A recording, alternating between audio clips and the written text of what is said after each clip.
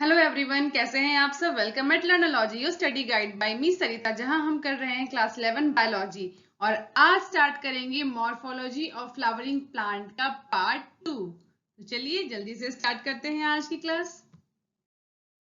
Last class में हमने root के बारे में समझा था। अगर आपने वो वीडियो नहीं देखी है तो लिंक मैंने नीचे डिस्क्रिप्शन में दे दिया है। आज स्टार्ट करेंगे नेक्स्ट, दैट इज स्टेम। तो स्टेम जो है ये कैसे रूट से अलग होता है, इसे समझते हैं।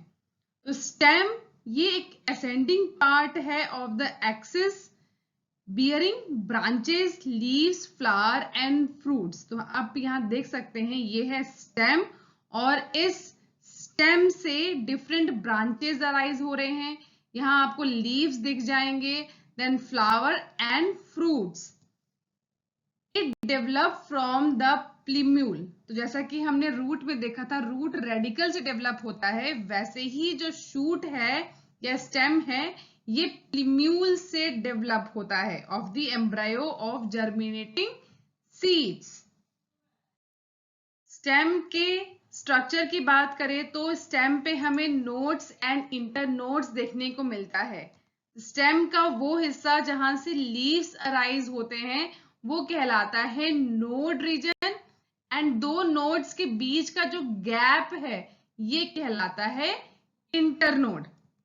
इसके अलावा लीव्स स्टेम पे हमें बर्ड्स भी देखने को मिलते हैं जो कि टर्मिनल या एक्सिलरी हो सकते हैं। टर्मिनल बर्ड हमेशा स्टेम के टिप पे प्रेजेंट होगा, एंड एक्सियल या एक्सिलरी बर्ड जो है ये साइड्स में प्रेजेंट होते हैं, यानी कि नोडल रीजन्स में आपको देखने को मिलेगा। अब स्टेम जो है ये जनरली ग्रीन कलर का होता है कब, जब ये यंग होता है। जैसे जैसे ये ओल्ड होते जाता है इसमें चेंजेस आते हैं and it become woody and dark brown in colour. अब समझते हैं स्टेम के फंक्शन को। तो स्टेम जो है ये, इनमें से ब्रांचेस अराइज होते हैं, दे beer leaves, flowers and fruits. इसके अलावा they help in conduction of water, mineral and also help in photosynthesis. इसके अलावा कुछ स्टेम्स में हमें कुछ मॉडिफिकेशन देखने को मिलती है। जैसे कुछ स्टेम्स में फूड स्टोर होता है, जैसे कि पोटैटो जो कि एक मॉडिफाइड स्टेम है। कुछ रूट्स सपोर्ट में हेल्प करते हैं, जैसे कि आपको इस तरह के स्ट्रक्चर्स कुछ प्लांट में देखने को मिलेंगे जो एंकर करने में हेल्प करता है। इसके अलावा ये प्रोटेक्शन भी प्रोवाइड करते हैं and also use in vegetative propagation. अब नेक्स्ट आता है लीफ। तो रूट एंड स्टेम हम समझ चुके हैं। नेक्स्ट जो सबसे इंपॉर्टेंट टॉपिक है ये है लीफ। तो ध्यान से समझेंगे। तो लीफ आपने हर एक प्लांट्स पे देखे होंगे। लीफ कैसा होता है, ये लेटरल होता है इन पोजीशन, एंड देखने में ये कैसा होता है, जनरली फ्लैट होता है। तो मैक्सिमम प्लांट्स में हमें फ्लैट लीव्स ही देखने को मिलते हैं, जो कहाँ बॉन्ड होते हैं, ऑन द स्टेम। इसके अलावा ये स्टेम की नोडल रीजन से अराइज होते हैं and they bear a bud in its axil. जो एक्सिलरी बर्ड है ये बाद में डेवलप करके ब्रांचेस फॉर्म करते हैं। लीव्स जो है ये ओरिजिनेट होता है कहां से, शूट एपिकल मेरिस्टम से। ठीक है, तो जो मेरिस्टम वाला हिस्सा है, मतलब जहां से नए लीव्स बनने स्टार्ट होते हैं, मेरिस्टम रीजन में क्या होगा, सेल डिवाइड्स करते जाएंगे। ठीक है, इस रीजन में जो लीव्स हैं ये अरेंज होते हैं in acropetal order, and they are the most important vegetative organ for photosynthesis। तो plants में photosynthesis के लिए कौन responsible होता है, leaves ही responsible होते हैं। अब समझते हैं लीफ के स्ट्रक्चर को। तो जनरली लीफ में होते हैं 3 मेन पार्ट्स। पहला होता है लीफ बेस, जिसके थ्रू लीफ स्टेम से अटैच होता है। देन आता है पिटियोल जो कि एक स्टॉक लाइक स्ट्रक्चर है, एंड देन आता है सबसे मेन पार्ट लैमिना। लीफ ये अटैच होता है स्टेम से by leaf base, and it may be a two lateral small leaf like structure also, जिन्हें कहेंगे क्या, स्टिप्यूल। ठीक है, तो ये सभी लीव्स में नहीं होता है, कुछ लीव्स में हमें ये देखने को मिलेगा।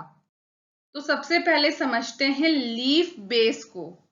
मोनोकॉट प्लांट्स में जो लीफ बेस है ये एक्सपेंड होता है इनटू अ शीथ कवरिंग। तो ये आप देख सकते हैं डायग्राम में, ये शीथ कवरिंग है, एंड ये कवरिंग स्टेम को पार्शियली एंड कुछ प्लांट्स में होली कवर्ड करता है।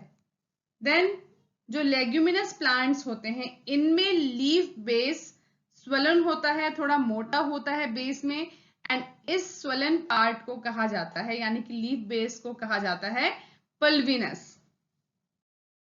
नेक्स्ट आता है पिटियोल। तो पिटियोल ये वो हिस्सा होता है लीफ का जो लीफ ब्लेड यानी कि लैमिना को हेल्प करता है लीफ बेस से अटैच करने में। तो इसका फंक्शन क्या है, ये लीफ ब्लेड यानी कि लैमिना को होल्ड करता है टू द लाइट, ताकि उस पर प्रॉपर लाइट पड़े और वो प्रॉपरली फोटोसिंथेसिस परफॉर्म कर पाए।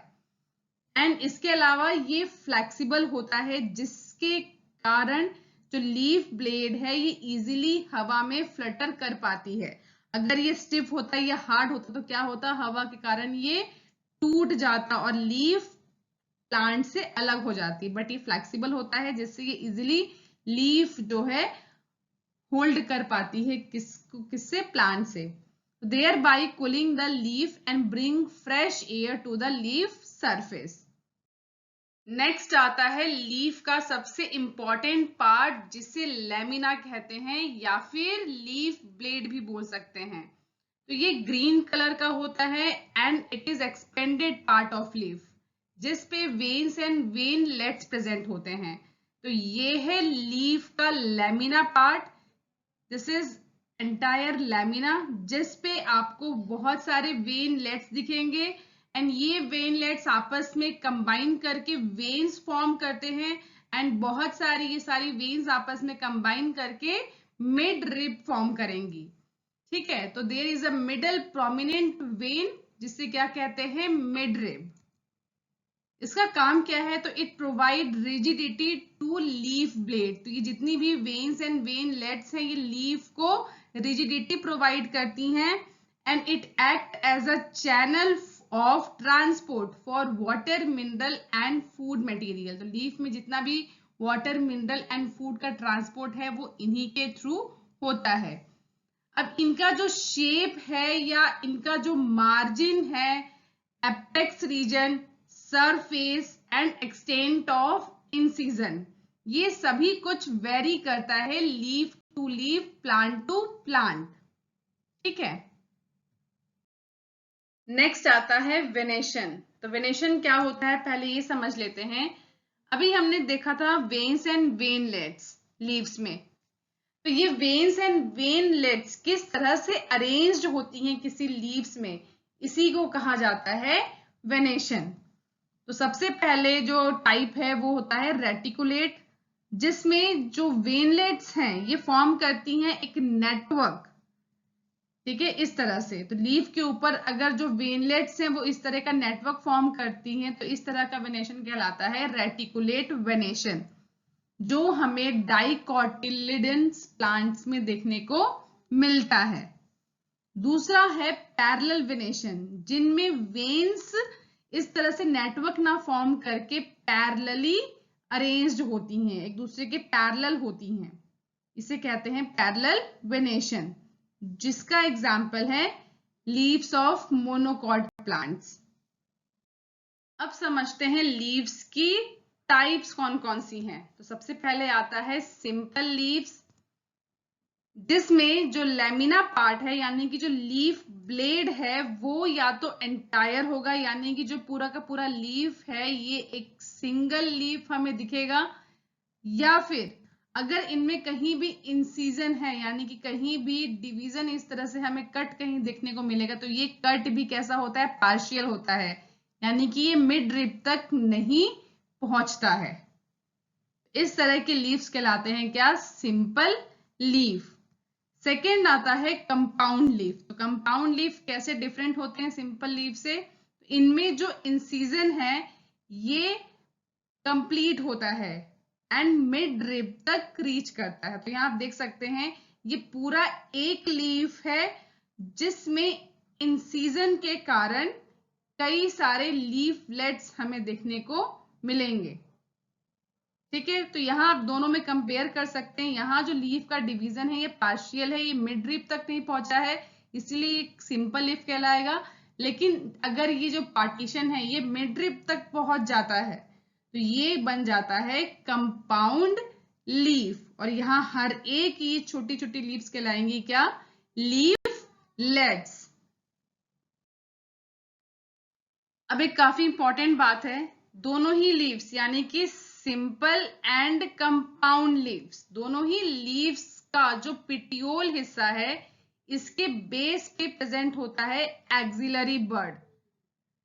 एक बात का ध्यान रखेंगे, सिंपल लीफ तो पूरा सिंगल लीफ होता है, यहाँ पे आपको एक ही पिटियोल स्ट्रक्चर दिखेगा जहां पे ये एक्सिलरी बर्ड प्रेजेंट होता है। लेकिन कंपाउंड लीफ जो है यहाँ आपको कई सारे लीफलेट्स दिखेंगे।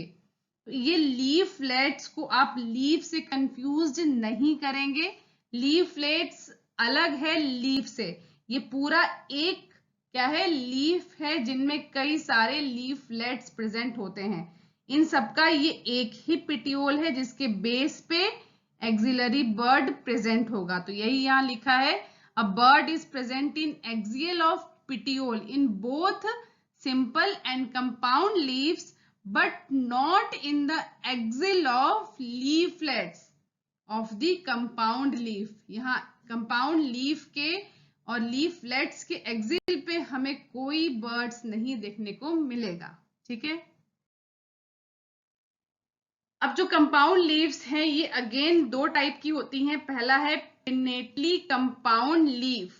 तो ये है एक पिनेटली कंपाउंड लीफ जिसमें कई सारे लीफलेट्स प्रेजेंट होते हैं। कहाँ पे? एक कॉमन एक्सिस पे। तो ये एक कॉमन एक्सिस है जिसपे कई सारे लीफलेट्स प्रेजेंट होते हैं एंड इस कॉमन एक्सिस को कहते हैं क्या?